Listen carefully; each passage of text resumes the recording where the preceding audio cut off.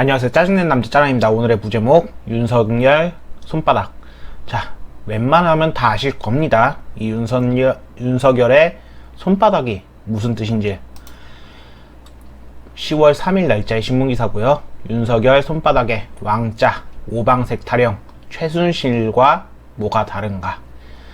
윤석열 전 검찰총장이 지난 세 차례의 당내 경선 토론회 때 손바닥에 한자로 왕자를 쓰고 임한 것을 두고 당내 대선 주자들이 맹폭을 퍼붓고 있다.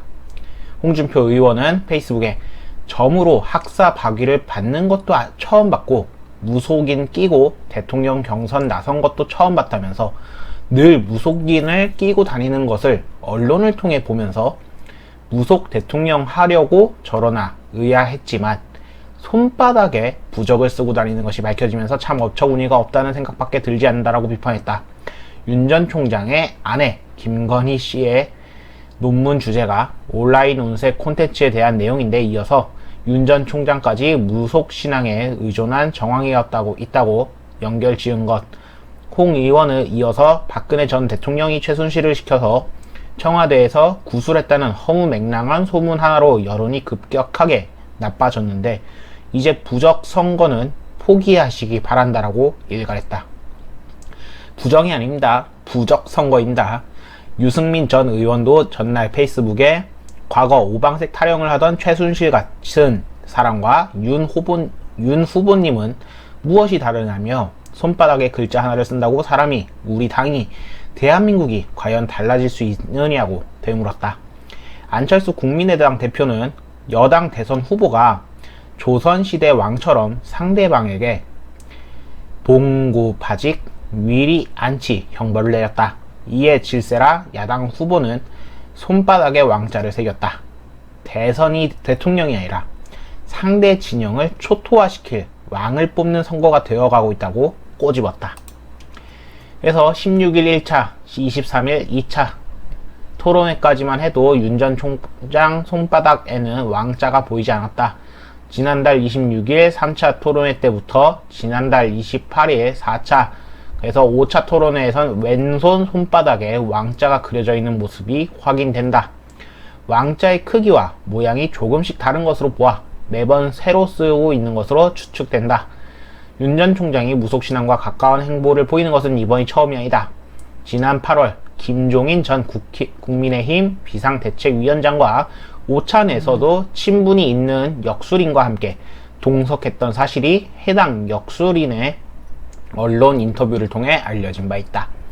자, 그 다음에 이상한 해명도 논란을 키우고 있다. 윤 전 총장 캠프는 윤 전 총장과 같은 아파트에 사는 지지자분이 3차 토론회 때부터 길을 불어넣어 주겠다면서 손바닥에 써준 것이라며 마치 커닝 페이퍼를 적어놓는 것처럼 비칠 수도 있고 해서 닦아보려 했지만 잘 지워지지 않아서 그냥 토론회에 나섰다고 한다. 6차 토론회 때에도 나오실 텐데 또 왕자를 써주면 그대로 나가실 것이라고 했다. 지지자들의 성원이었을 뿐이라며 확대 해석을 경계한 것이라고 하긴 하는데 사실 이거를 믿을 사람은 거의 없겠죠. 유 전 의원의 캠프 권성주 대변인은 이날 논평을 내어 토론이 겁나 후보가 부적을 붙이든 구슬하든 자유이나 국민을 속이려 해서는 안 된다면서 유성매직은 코로나 시대에 곳곳에 비치된 손소독제로 말끔히 지워진다. 무속에 의지하려는 후보와 거짓말을 하는 참모들은 절대 권력을 쥐어줘서 안 될 사람들이라고 비난했다. 예. 이 사건도 결국에 과거 박근혜 그리고 최순실의 사건과 크게 다를 바가 없습니다. 과거부터 무속신앙, 이런 민속신앙이라고 해야 될까요? 영적인 거를 믿는 것은 사람의 심리상 그렇게 될 가능성이 큽니다. 과거부터 그랬었죠. 신앙이라는 것은 돌에도, 나무에도, 어떠한 흉상에도, 그런 것들이 모여서 이제 민속신앙이 되면서 장승을 세우듯이 아니면 부적을 붙이듯이 그렇게 사람들은 과학적으로 확실하게 증명되진 않았으나 자신의 믿음으로써 무언가를 믿게 되는 그런 것들이 있었습니다. 그리고 저 또한 다를 바 없습니다. 어떠한 종교를 믿는 것도, 그리고 어떠한 믿음이라고 칭하죠. 과학적으로 증명이 되지 않았으나 자신의 믿음으로 통해 무언가를 믿는 것. 자, 그것이 자유는 맞습니다. 그리고 그 자유에 대한 책임도 자신이 져야겠죠.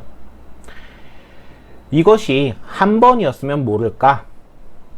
현재 최순실 그리고 박근혜라는 그 과거 어마무시한 박근혜 대통령이 탄핵되던 그러한 행보까지 이어진 것으로 사람들은 그 과거를 기억하고 있고 우려하고 있습니다.